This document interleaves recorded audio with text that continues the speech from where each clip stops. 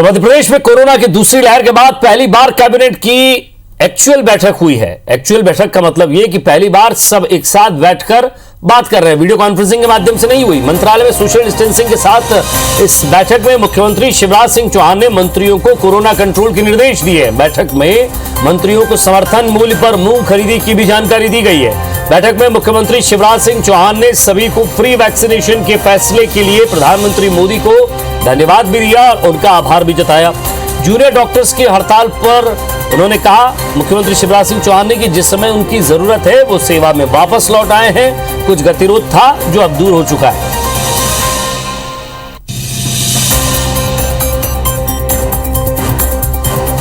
Vaccination का संपूर्ण काम भारत सरकार करेगी और 18 से 44 साल के भी नौजवानों को निःशुल्क वैक्सीन केंद्र सरकार की तरफ से ही लगवाए। इस समय रहता है कि वैक्सीनेशन का काम बहुत व्यवस्थित रूप से चलेगा। और ज्यादा बातचीत के लिए हमारे संवाददाता सुधीर डंडोतिया हमारे साथ जुड़ गए। सुधीर, वीडियो कॉन्फ्रेंसिंग के माध्यम से तो बैठक की जा रही थी, लेकिन अब एक्चुअल बैठक हुई। सोशल डिस्टेंसिंग का पालन का ध्यान रखा गया।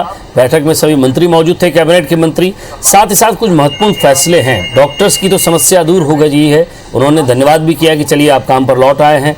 सवाल यह है कि आगे तीसरी लहर को रोकने के लिए और जो काम रुके हुए थे, क्या कुछ बड़े फैसले आज लिए गए? देखिए विजय, बिल्कुल अगर बात की जाए तो कोरोना महामारी का जो दौर चल रहा था उसमें दूसरी लहर का बाद लगभग 3 महीने के बाद में जो कैबिनेट की बैठक है वो एक्चुअल तरीके से हुई है। यानी कि आज मुख्यमंत्री के साथ में सीधे तौर पर जो मंत्री थे वो रूबरू हुए और कैबिनेट की बैठक में कई सारे जो महत्वपूर्ण प्रस्ताव थे उनको मंजूरी दी गई है।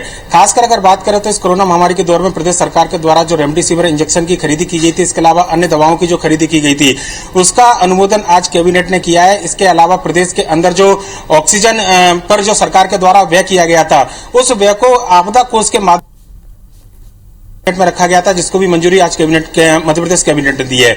इसके अलावा अगर बात किया तो नर्मदा सिंचाई परियोजना से जुड़ा एक प्रस्ताव था। इस प्रस्ताव को लेकर कुछ मतभेद जरूर सामने निकल कर आए थे, लिहाजा इस पूरे प्रस्ताव पर कोई फैसला नहीं हो पाया। पर लेकिन इसके अलावा अगर बात की जाए तो राज्य निर्वाचन आयोग के अंदर 227 जो अस्थायी पद हैं उनको 2022 तक जारी रखने का फैसला आज कैबिनेट ने लिया है। इसके अलावा रायसेन जिले की गैरतगंज जो तहसील है वहां पर ITI निर्माण के भवन के निर्माण को मंजूरी आज कैबिनेट की बैठक में कैबिनेट के सदस्यों के द्वारा दी गई है। पर कैबिनेट की इस बैठक में सबसे जरूरी बात जो अनौपचारिक तौर पर मुख्यमंत्री शिवराज सिंह चौहान ने मंत्रियों के साथ में साझा की, उसमें मध्य प्रदेश के अंदर समर्थन मूल्य पर प्रदेश सरकार के द्वारा जो मूंग की खरीदी की जा रही है उस विषय की जानकारी भी आज सदस्यों को दी गई है। इसके अलावा प्रधानमंत्री नरेंद्र मोदी ने जो फैसला लिया था राज्यों को निःशुल्क वैक्सीन देने का, उस प्रस्ताव को लेकर पूरी कैबिनेट ने प्रधानमंत्री नरेंद्र मोदी का आभार जताया। खुद मुख्यमंत्री शिवराज सिंह चौहान ने बताया कि किस तरीके से इसका फायदा राज्यों को मिलेगा और अब मध्य प्रदेश सरकार के साथ में जो दूसरे राज्य है उनको कम से कम वैक्सीन के लिए पैसा खर्च नहीं करना पड़ेगा। लिहाजा प्रधानमंत्री का धन्यवाद भी इस कैबिनेट की बैठक के माध्यम से दिया गया है। जूड़ा की जो हड़ताल चल रही थी उस हड़ताल का भी जिक्र आज कैबिनेट की बैठक में हुआ, जिसमें मुख्यमंत्री शिवराज सिंह चौहान ने बताया कि जूड़ा समय पर वापस आए हैं, लिहाजा एक सकारात्मक संदेश देने की कोशिश की गई थी। जूनियर डॉक्टर को बच्चा बताते हुए मुख्यमंत्री ने कहा कि वो उनके बच्चे हैं, पर सही समय पर सही निर्णय लिया गया है। कुछ गतिरोध जरूर था उनकी हड़ताल को लेकर जो अब दूर कर लिया गया है और ऐसे में जूड़ा की जो हड़ताल वापस हुई है उसको लेकर भी मुख्यमंत्री ने कैबिनेट के सदस्यों के साथ चर्चा की है।